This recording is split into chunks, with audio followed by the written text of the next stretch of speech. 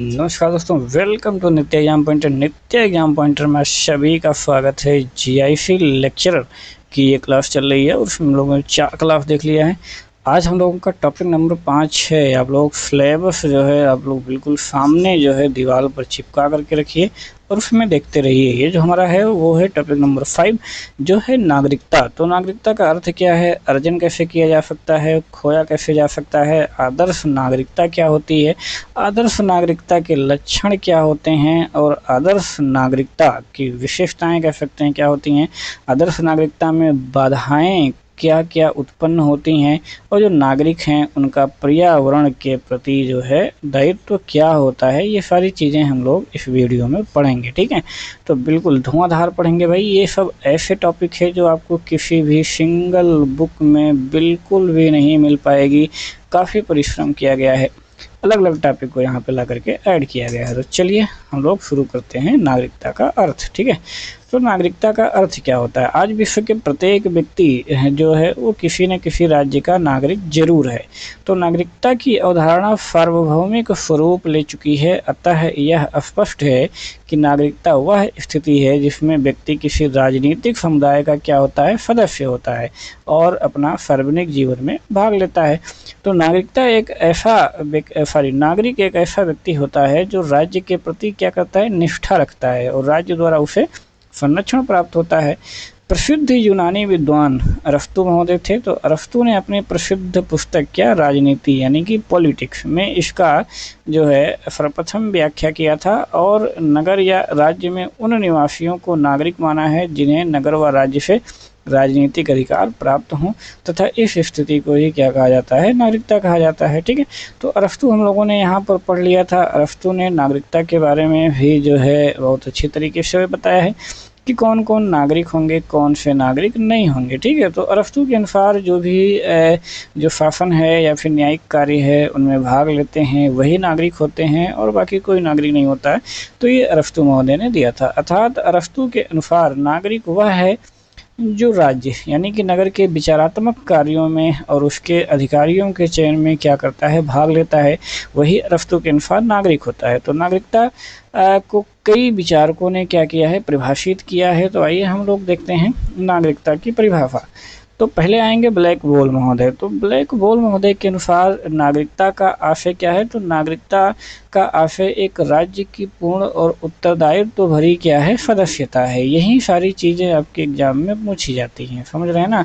जितने भी thinker that मतलब जितने भी विद्वान हैं उन्होंने क्या कहा इस चीज़ को लेकर के, यही आपके एग्जाम में 99.9% पूछा जाता है। तो इसी को आपको ध्यान में रखना है। तो जे.एम. विलेट महोदय ने क्या कहा है कि नागरिक राजनीतिक बंधन का सूत्र है और यह इसकी प्रकृति पर क्या करता है, निर्भर करता है कि वह कितना मजबूत है। आगे हम लोग देखेंगे D.W. ब्रोगन के अनुसार तो नागरिकता के 2 पहलू होते हैं। प्रथम क्या होता है, व्यक्ति नागरिक का यह अधिकार है कि राजनीतिक समाज के प्रबंधन में उसकी सलाह ली जाए तथा इस विचार विमर्श में वह अपना सकारात्मक योगदान दे। और जो द्वितीय होता है वो ये कि इसका उल्टा यह है कि जब प्रत्येक नागरिक को वह अपना सकारात्मक योगदान दे। द्वितीय है इसका उल्टा, जब प्रत्येक नागरिक को परामर्श में सम्मिलित होने का अधिकार है और वह इस परामर्श के परिणामों से भी क्या होता है, बाध्य होता है। बैलेट के अनुसार देखेंगे तो नागरिक समाज के सदस्य हैं। किसके, नागरिक जो हैं वो समाज के सदस्य हैं, वो समाज के कुछ कर्तव्यों से आबद्ध हैं, उसकी सत्ता के अधीन हैं और सभी लोगों में बराबर के अधिकारी हैं। तो ये हो गया बैलेट महोदय के अनुसार।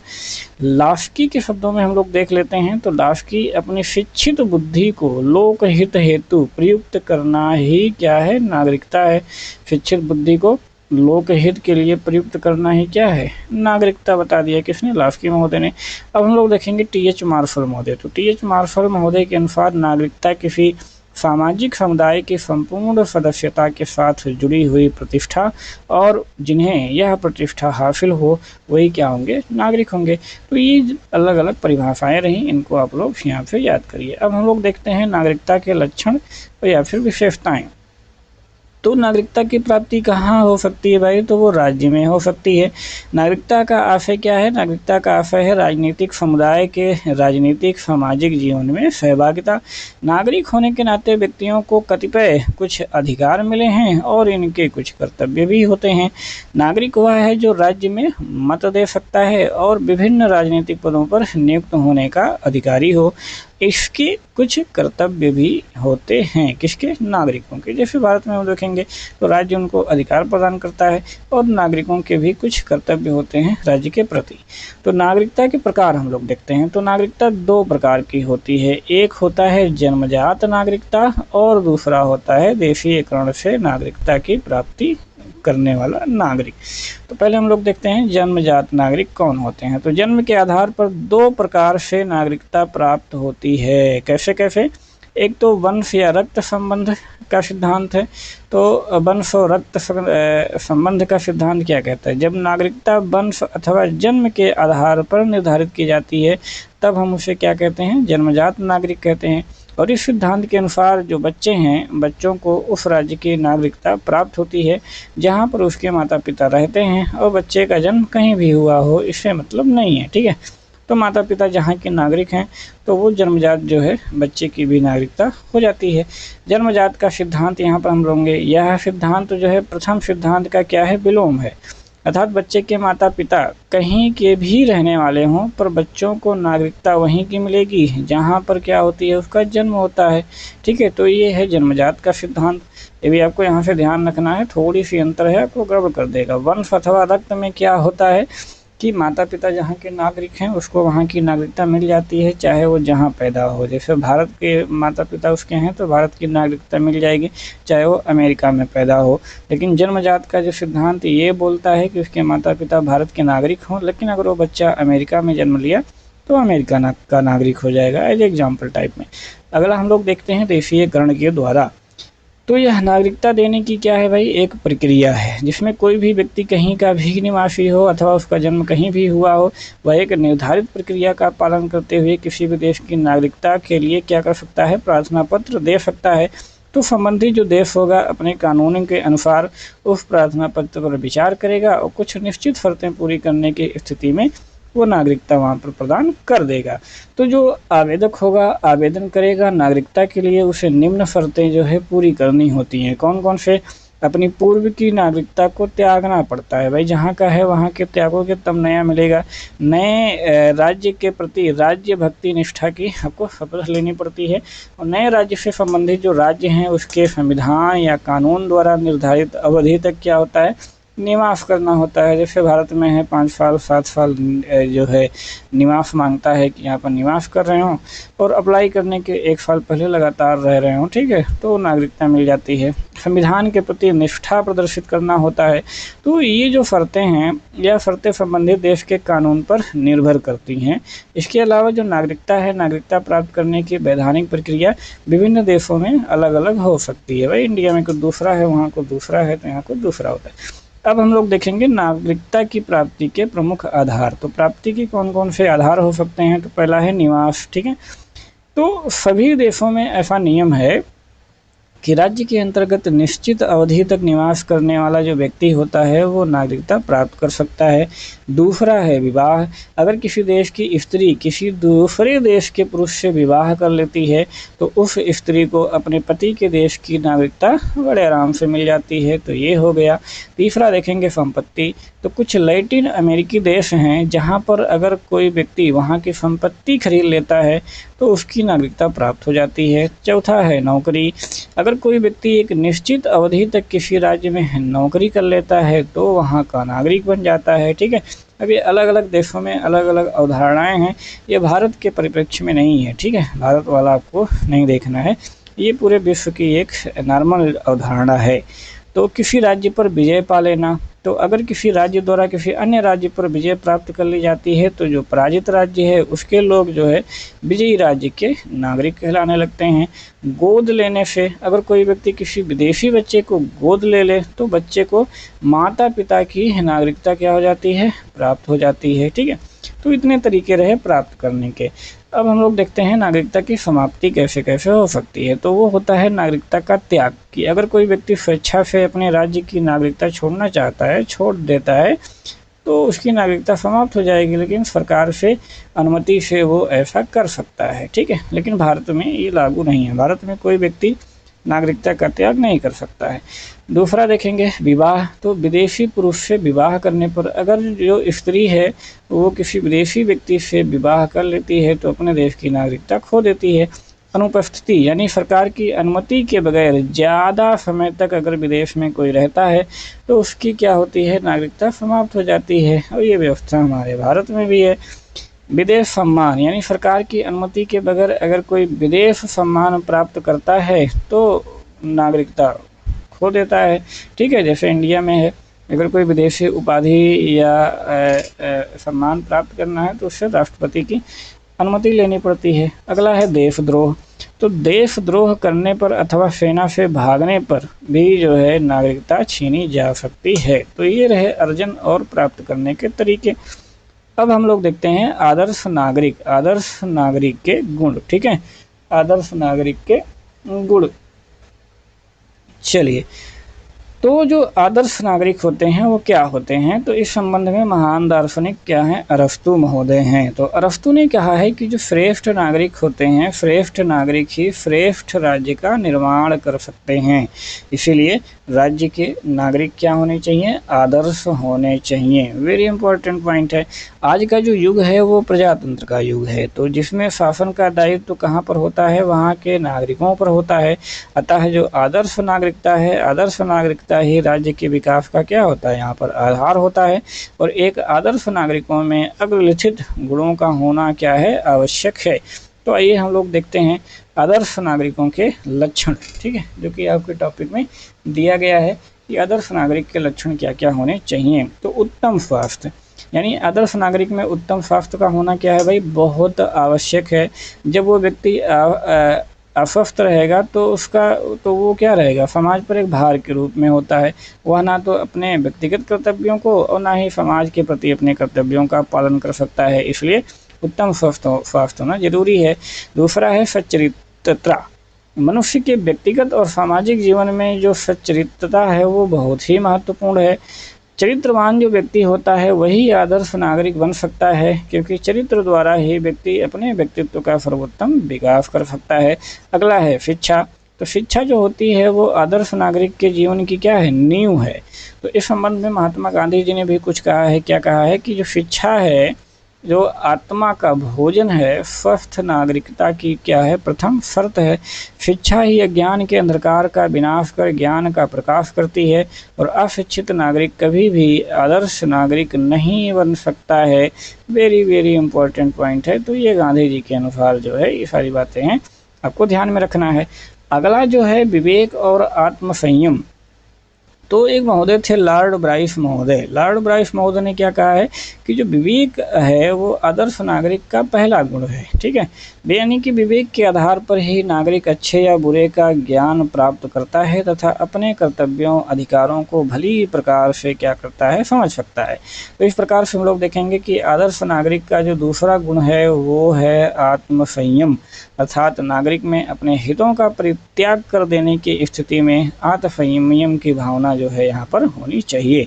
अगला है परिश्रमशीलता। तो परिश्रमशीलता वैयक्तिक विकास और सामाजिक प्रगति की क्या है भाई, आधारशिला है। इससे व्यक्ति में स्वावलंबन की भावना आती है, और परिश्रम जो होता है, परिश्रमी व्यक्ति ही आदर्श नागरिक बन करके अपना और समाज का और देश का क्या कर सकता है, कल्याण कर सकता है। भाई जब तक काम नहीं करोगे तब तक अपना समाज का देश का कल्याण कैसे करोगे, बैठे रहोगे। अगला है कर्तव्य परायणता। तो जो श्रेष्ठ सामाजिक जीवन है उसके लिए कर्तव्य परायणता की जो भावना है वो बहुत ही महत्वपूर्ण है, क्योंकि जो कर्तव्य परायणता है वो आदर्श नागरिक के जीवन की यहाँ पर कुंजी है। अगला है परोपकारिता। तो जो आदर्श नागरिक है, आदर्श नागरिक में परोपकार की भावना होनी क्या है, आवश्यक है। यानी समाज के जो असहाय हैं, दीन हैं, दुखिया हैं, अपाहिज हैं, उस पर उपकार करना ये प्रत्येक व्यक्ति का क्या है, ये प्रत्येक व्यक्ति का मौलिक कर्तव्य है। सहानुभूति और दया। तो सहानुभूति और दया की भावना भी क्या है भाई, आदर्श नागरिक के अनिवार्य गुण हैं। ये ही व्यक्ति को दूसरों की सहायता करने के लिए क्या करते हैं, प्रेरित करते हैं। तो इसमें बहुत ईजी है, आपको यहाँ से ध्यान में रखना है। अगर ऑप्शन में दे दिया गया कि आदर्श नागरिकता के गुण या लक्षण कौन हैं कौन नहीं है, तो इस प्रकार से 4 ऑप्शन बना करके आपको दे सकता है कौन कौन लक्षण हैं कौन कौन नहीं है। तो इस प्रकार से आप इसका आंसर बड़े आराम से दे सकते हैं। अगला है मितव्ययिता, यानी कि आवश्यक व्यय करना। ये क्या है, आदर्श नागरिक का एक महान गुण होता है, क्योंकि जो व्यक्ति फिजूल खर्ची करता है उसे अपने जीवन में अनेक प्रकार की कठिनाइयों का क्या करना पड़ता है, सामना करना पड़ता है। तो आवश्यक खर्च करने वाला व्यक्ति स्वयं तो कष्ट उठाता ही है अनावश्यक, ठीक है, साथ ही परिवार हो गए, समाज हो गए, राष्ट्र हो गए, उनको भी हानि पहुंचाता है। अर्थात जो आदर्श नागरिक हैं, आदर्श नागरिक में मितव्ययिता का गुण होना जो है वो अति आवश्यक है। अगला है आज्ञा पालन और अनुशासन। तो जो एक आदर्श नागरिक होते हैं उनमें आज्ञा पालन और अनुशासन की भावना होती है और होनी अनिवार्य भी है, क्योंकि तभी वह राज्य द्वारा बनाए गए कानूनों का निष्ठापूर्वक क्या करेगा, पालन कर सकेगा और दूसरों को भी ऐसा करने की प्रेरणा वो दे सकेगा। अगला हम लोग देखते हैं जागरूकता। तो आदर्श नागरिक के लिए यह आवश्यक है, क्या आवश्यक है भाई, कि वह अपने अधिकारों और कर्तव्यों के प्रति क्या रहे, जागरूक रहे। आदर्श नागरिक को अपने परिवार, ग्राम, प्रांत और राष्ट्र के हितों के प्रति भी जागरूक रहना चाहिए और उनके प्रति जो उनका कर्तव्य है उन कर्तव्यों का पालन भी करना चाहिए। अगला जो है वो है प्रगतिशीलता।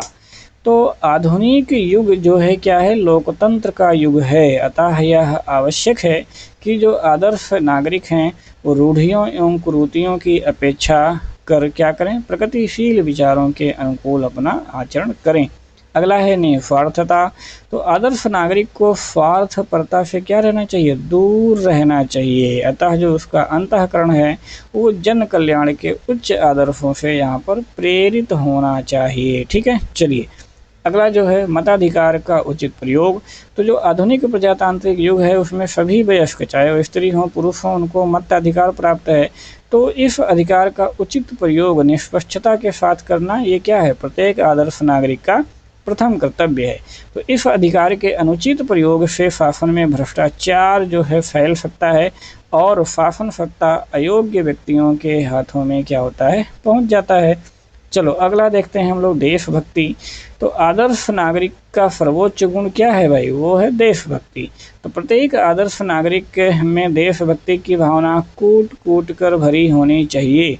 संकट के समय क्या होती है कि देशभक्ति की भावना से प्रेरित होकर के नागरिक अपना सर्वस्व क्या करते हैं, बलिदान करने के लिए तत्पर हो जाता है। तो ये सारी चीज़ें हैं आदर्श नागरिक के लक्षण।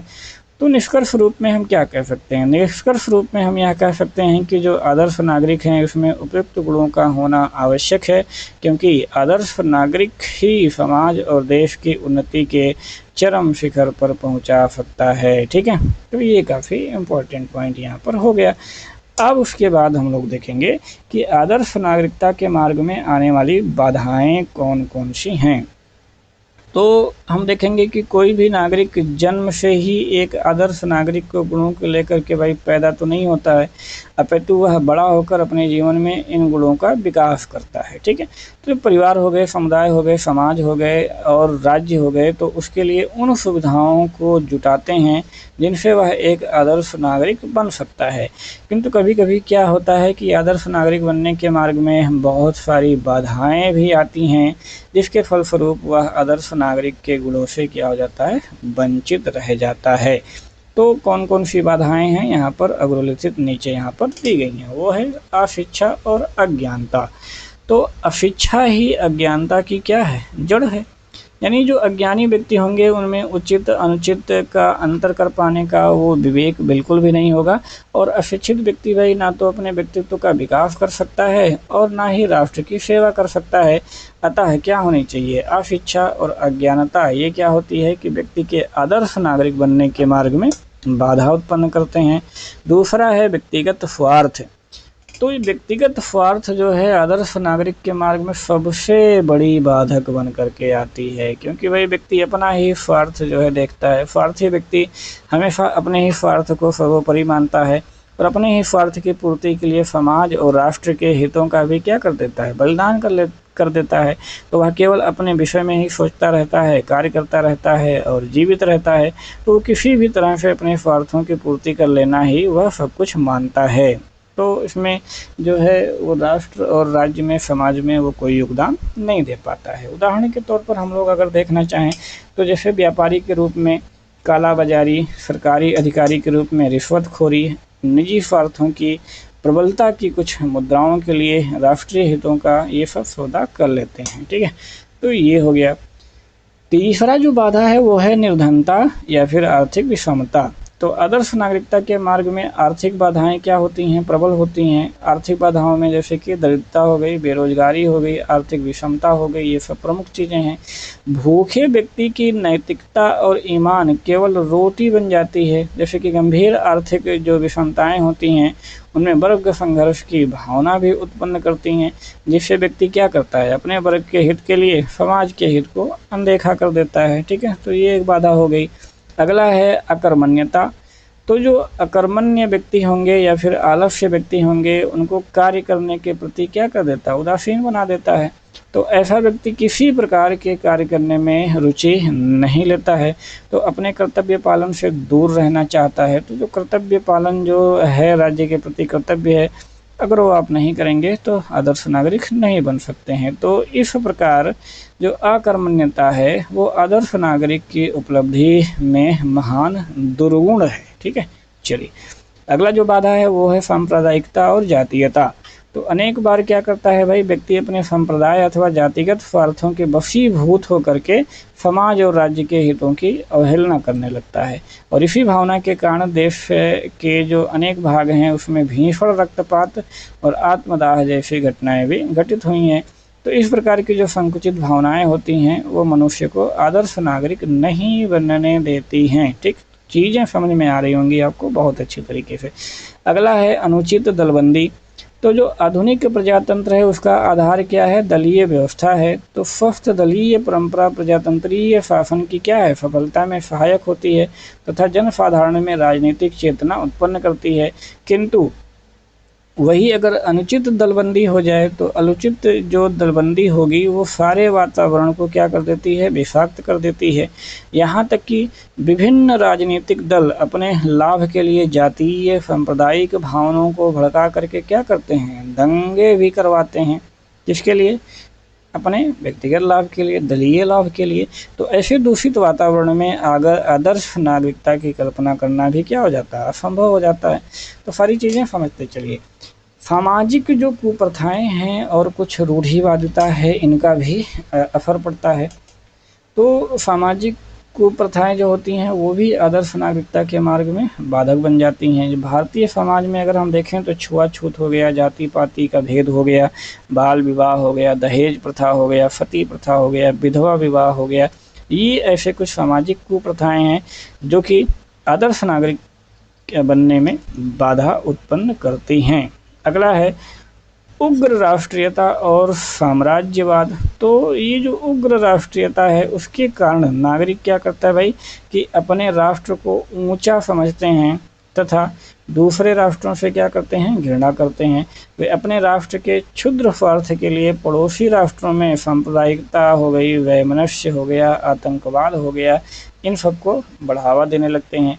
और इसके अतिरिक्त जो साम्राज्यवादी होते हैं वो भी आदर्श नागरिक जीवन की प्रबल शत्रु है। साम्राज्यवादी देश क्या करते हैं भाई, छोटे राज्यों को पराधीन कर लेते हैं।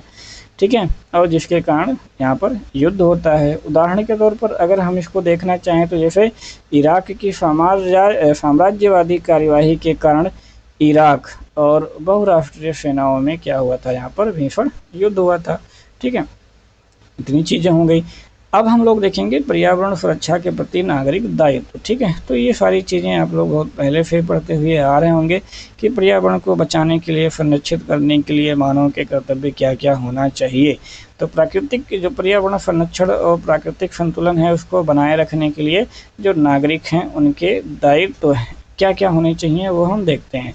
तो कुछ यहाँ पर चीज़ें दी गई हैं कि घरों में आमतौर से प्रयोग किए जाने वाले जो रसायन हैं, कीटनाशक हैं, उनका प्रयोग कम से कम करिए। ठीक है, और जो इन इन चीज़ें जो रसायन कीटनाशक होते हैं उनको नालियों में अनावश्यक रूप से नहीं बहाया जाता है और पानी के संरक्षण तक जो है इसको बचाया जाता है कि इससे पानी क्या हो जाएगी, दूषित हो जाएगी। तो ऐसा नहीं करना चाहिए।